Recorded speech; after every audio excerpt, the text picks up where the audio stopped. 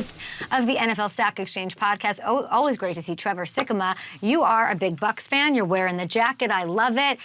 Did you like watching Snowball Jam? That game was so much fun. Anybody who's ever played sports knows that outdoor sports, I should say, anytime weather is a factor, you just get more focused. I don't know, you get like more determined. To me, that whole game was like a camaraderie game. The whole second half with every single run, every single catch, everything. You saw everybody going crazy on the sideline. You see everybody who's making a play going crazy and all that. So that was a blast. As somebody who is from just south of Tampa, Florida, I personally hate to play in it because it's the snow and, I'm a Florida boy, but I love watching it. It's fantastic. And I do think that that is some true football weather because you see those guys play so pumped up when the weather is such a factor like that. That was so much fun last night. Super fun. And we had other quarterbacks having a good time, or not a good time, up in where I am here, skyline of New York. Daniel Jones gets released. I got to ask you, he issues this statement yesterday. This happened. I don't really want to talk about the Giants part of it. Who's picking him up? He goes through waivers. He's likely to clear because of his contracts. Will he be a free agent? Landing spots? I'm imagining he could help the Dolphins?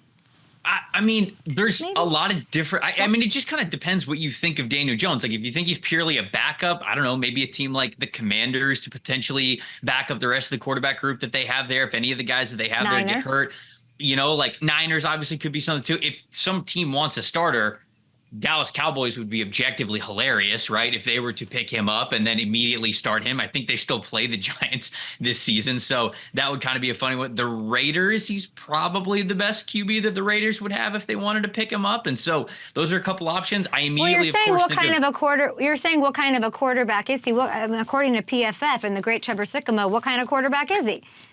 I still think that Daniel Jones is more of a backup than he is a viable starter, but I think that he is somebody who you could have some package plays for, because when you've used him, for lack of better terms, like a battering ram as a running quarterback, he has been successful and he's put some stress on defenses. So again, I think of you just talked to Tyranny. He just talked about how great Taysom Hill is. He's not quite as athletic as Taysom Hill, but he's sort of this player who you can give almost like wildcat quarterback snaps to, where he's actually also a threat to throw. We see that with Justin Fields with the Pittsburgh Steelers as well. So I don't know, maybe Denver Broncos, right? Sean Payton knows that role very, very well. Maybe they could bring him in and have him sort of be a package player with Bo Nix. I don't know if they're going to want to do that because Nix is a rookie and it's a veteran and you don't want to shake it up too much. But to me, that's what I would love to see. I would love to see him go to a role where he could be primarily used as a great rushing threat out of the backfield as a quarterback, like a wildcat quarterback, but then he's also a legitimate threat to throw the ball. So you got to keep it honest when you don't normally get that with wildcat quarterbacks. So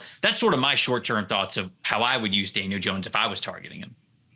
You use him as that battering ram. It makes a lot of sense. You named a bunch of teams that could use him as a backup, some depth, as we know how important and premium that position is down the stretch here when the snow games keep stacking up. Now, the streaking Eagles, let's talk about them. They'll be in LA to play the Rams this weekend. Young, fun, great Eagles secondary. Will it be, how do they match up against Kupp and Puka? This is going to be a blast, obviously. This is some of the best young secondary work in the game with the Pittsburgh Steelers and Darius Slay and how Quinyon Mitchell is playing. Now Cooper DeJean's in the lineup. Him and Reed Blankenship wearing the exciting white T-shirts, which I thought was absolutely hilarious. They're going up against Puka Nacua and Cooper Kupp, who are rolling. Obviously, when these two are very healthy, they're right on par with like a Jamar Chase and a T. Higgins is one of the best wide receiver duos in the NFL. So when I was looking into the numbers, though, a lot of people go, oh, yeah, their passing offense runs through them. Almost exclusively. We have a stat at PFF. It's called threat, basically wide receiver usage. How much are you getting targeted per route that you are running? So the higher percentage, obviously, it means that you were more involved in the offense when you were out there. These two guys, 88.5% of the passes goes to one of these two players when they are running a route. So this is truly the offense for the Los Angeles Rams. But what a great test for DeJean and Quinyon Mitchell in particular, who are going up against two of the savviest route runners in the NFL. This is going to be a lot of fun as well. Hamilton's obsessed with what you're wearing. So you want to ask a Tampa question? Is that what you want to ask? What do you want? You're saying one. One was about Jameis. What would you want to ask about? Oh, can we do the AI? We don't have time for the AI. Not even one AI thing? I'm not hearing from our control room. He's saying, sure, we can do the first one. Okay, let's do it. Let's do it. I don't have it queued up. We want to roll out a game with you, Trevor. These are so fun. Okay. We've got Bears Vikings, right? Okay. We asked, and by we, not me, because I wouldn't even know how to ask AI if I wanted to. We asked AI to create an image of the first scoring play, okay? The options are field goal, touchdown, or safety for either the Vikings or the Bears. What is your pick for the first scoring play? Kevin O'Connell's been great so far, I feel like, to start games. So I'm going to go touchdown for the Vikings. Sorry, Bears fans, but that would be my guess. Touchdown for the Vikings. Okay, let's see how AI decides to picture it. We kind of have to interpret it. I believe that's literally how AI interprets it. It looks like the Bears have a touchdown. Sorry, plus 290.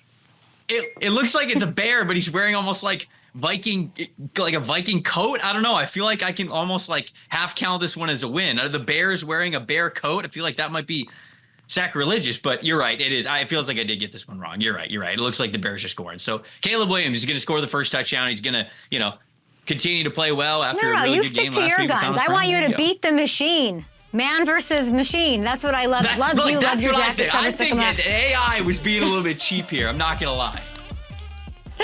You're the best. Go to PFF, everybody.